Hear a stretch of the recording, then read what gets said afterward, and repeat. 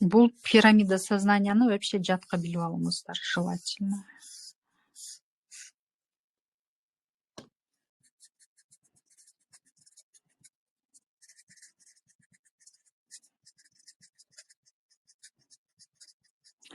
Жертва кыргызча эмне болот эле? Жабырлануучу.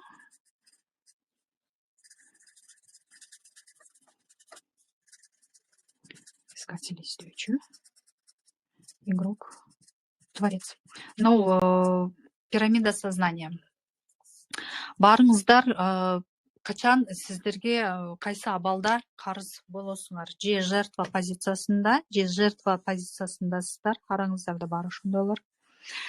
Же борецте болуп жүргөндө сизде карыз болду, же искательде. Игрокто уже кредит бул жерде только на развитие бизнеса, өнүктүрүүгө, сеть магазинов ачууга, только уже миллиардный доходторго чыгууга бул жерде азыр жетебиз ошого.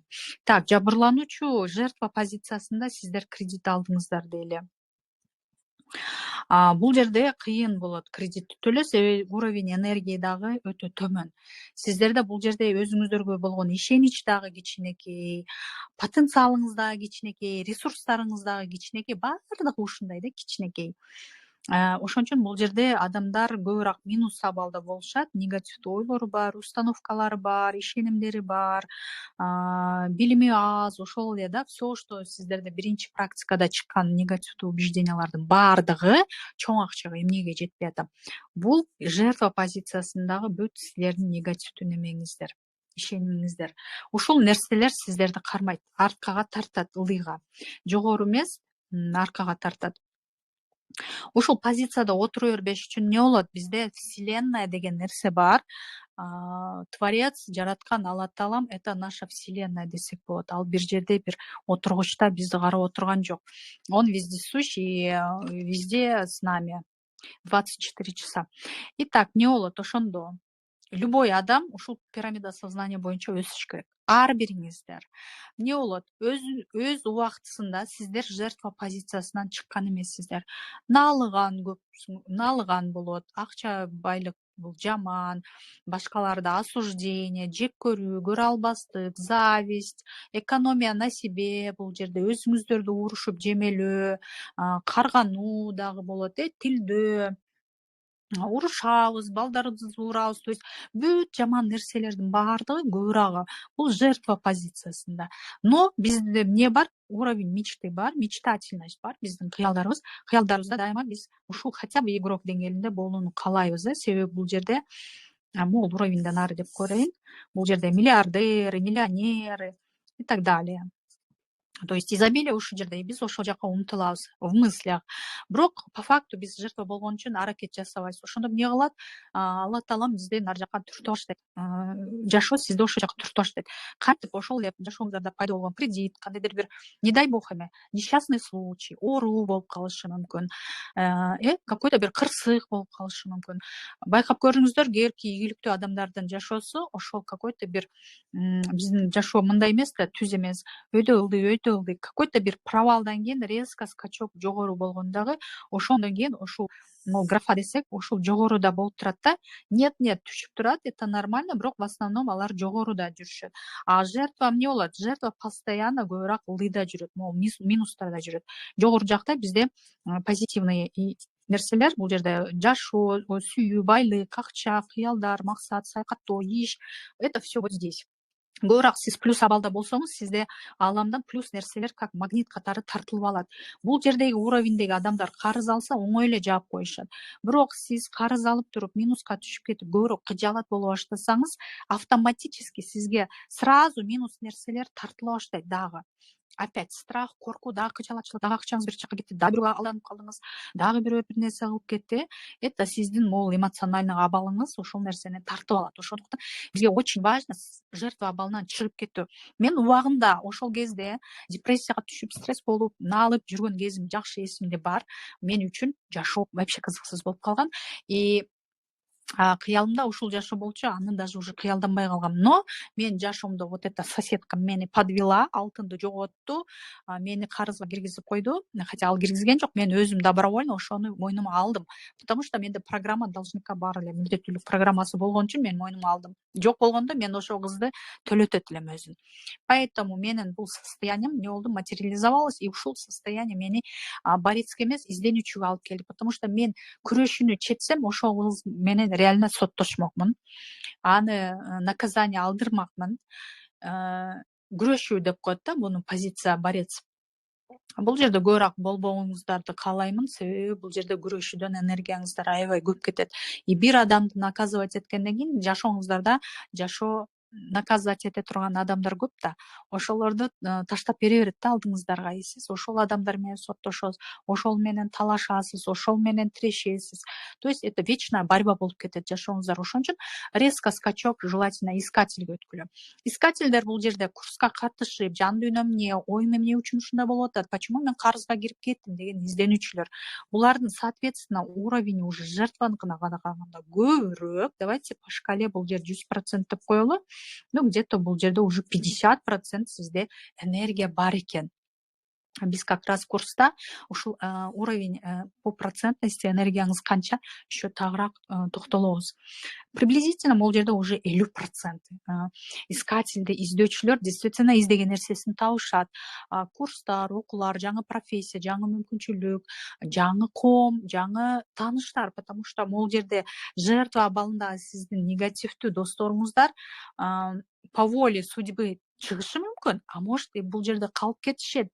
Ошол негативдүү адамдарчы, аларды аябаш керек, алар үчүн калбаш керек, бул жерде кете бериш керек вперед. Бул адамдар сиздерге сабак берген үчүн келген, бул адамдар опыт берген үчүн келген сиздерге. Ошол эле кредиторлор, ошол эле сыраанын эмелери бардыгы сиздерге сабак үчүн берилген, чтобы сиздер өсүшүңөр керек. Вы должны разобраться, кандай минустар бар, минустарды плюстарга өзгөртүп, конечно же, бул ой менен иштөө, сезим и подсознание менен иштегенде уже чыгасыңар. Искатель деңгээлинде уже все хорошо. Мен деле искательмен дагы эле көп нерсени изденип атам, но нет-нет игрокко чыгып турам. Почему? Потому что мен трейдерлерге акча салганда это для меня была игра. Ичимде болгон күмөн саноодо сомнение, кайтарып бербесе керек деп. Анан все-таки салып коердум. Салдым, карадым, бербеди. И для меня это реально игра болду, себеби ал акчага мен эч капаланган жокмун. Хотя бул өтө чоң сумма болду. Мен ал карызды береби бербейби күтпөймүн. Мен точно билем. Аллам мага бул акчаны башка жактан алып келип берет. Потому что бул ситуация мени искательден игрокко чыгарды. То есть мен уже акча келип кетет экен. Акча бул просто энергия экен. Акча бул биз временно колдонууга берилген нерсе экен деп эле кабыл алып калдым да. Мен действительно акчага жеңил, оңой карап калдым. Кээде кошелегимде даже вообще бир тыйын болбой калат да. Бир тыйын акча жок. Вот смотрите, у меня реально азыр кошелегимде бир тыйын акча жок. Акча жок, мына марафондон силер берген акчалар полностью погашенияларга кетти, төлөмдөргө, кому-то там майда чүйдө акча беришим керек эле, аларга полностью төлөдүм. Все, я азыр нольдомун. Но мен өзүмдү аябай бактылуу сезип атам. Сиздер качан өзүңүздөрдү материалдык нерселерге байланыштырбай калганда, сиз действительно игрок деңгээлине чыгып каласыздар. Бул адамдар жашоону оюн катары кабыл алат. Бул адамдарда жашоо действительно оюн катары оңой, кызыктуу, шаңдуу, вот кадимкидей жаш бала оюн ойноп аткандай болот да, жашоочу. И уровень творец, конечно же, бул жерде акылман адамдар, бул жерде просветленный адамдар, духовный адамдар, бул жерде ол адамдар вообще даже, по-моему, айлык албайт, мисалы сатып көрүү деле мындай материалдык баалуулуктарды топтошпойт да бул адамдар. Хотя игроктор да, миллионерлер көбүрөөк топтошу мүмкүн, и буларга чоң акчалар оңой эле келе берет. А булар даже ошол чоң акчаларды топтошпойт. Булар уже связь с космосом деп коет. Ушунчалык жанагы бир кийим менен деле жүрө берет, эки жолу тамактанат, жан дүйнөсү менен заниматься этишет, медитация кылышат, адамдарга жардам беришет. Это вообще наивысший уровень деп коем, бирок хотя бы сиздер искатель анан игрок уровенине чыгышыңыздар керек. Потому что искатель карызын кантип төлөөнүн билет жана ага мүмкүнчүлүктөр оңой келет. А игрок уже только деньги на масштабирование келет да. Буларда өзүнчө эле акчалар уже айланып, банктагы счетторунда көбөйүп, алар иштебейт уже, алар ойноп жыргап эле чачып эле жүрүшөт да. Бул уровеньге жетүү классно, потому что булардын уровень энергии, видите, уже 70%. Булар уровень сознания, акылы дагы ошончо, ишеничи дагы ошончо, работоспособности деле баардыгы ошончо. Булардыкы азыраак, булардыкы андан дагы азыраак, и жертваныкы вообще кичине. Давайте сиздер баардыгыбызга бир жашоо берилди. Ушул жашообузду жертва абалына каратпойлу, бизде баардыгыбызда мүмкүнчүлүк бар бул жака чыгууга. Себеби чыгып атышат, толтур адамдар чыгып атышат. 100% чыкпайт, 90% чыгат. Бул жерде 10% будет.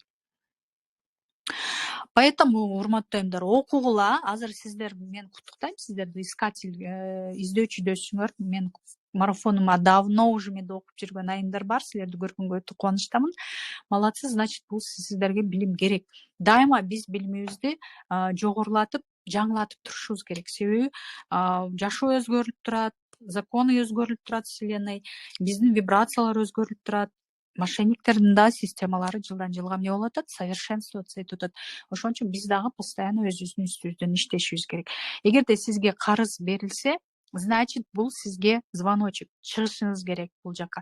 Эгерде сиз карызыңызды налып, ой эмне кылам, өлөм, мени ушу жер алып кетпеди, антпеди дей берсеңиздер, силерге дагы кошула берет. Почему? Потому что ошол мен чыгарган роликтеги аял бир алды, налый берди, дагы алданды, дагы налыды, она все время мне пишет. Она дагы налыды, да, дагы аны крупно села.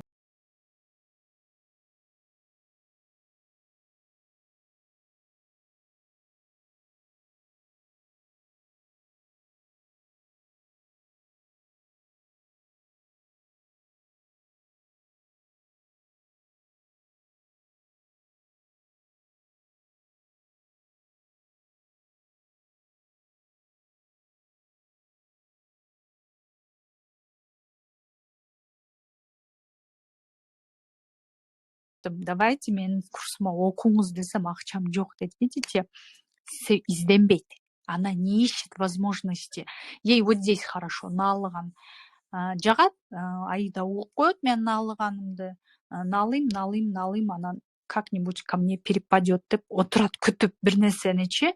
Хотя аны жашоо уже не один раз түртүп атат үстүгө, изден. Россияга барып иште, бир нерсе кыл, аракетин кыл. Колу бут бар, көзү бар, кулагы иштейт, баардыгы все нормально, иди работай. И ошол бүт минустарын оңдогусу келбейт, только искатель оңдогусу келет. Искатель уровенине кирсеңиздер, азаматсыздар. Так, бүгүнкү сабак боюнча суроо барбы? Азыр калган материалды мен каналга таштап коем, суроолорго жооп жазасыңар. Кечеги чыккан негативдүү установкаңыздарга могул суроолорго жооп жазасыздар. Кем экен. Так, бүгүнкү тема боюнча түшүнүктүү болдубу? Сезимдерибиз кандай чоң ролду ойнойт? Эгерде сиздерде карызды эстегенде негативдүү сезимдер боло берсе, ошону позитивдүүгө алмаштыргыла.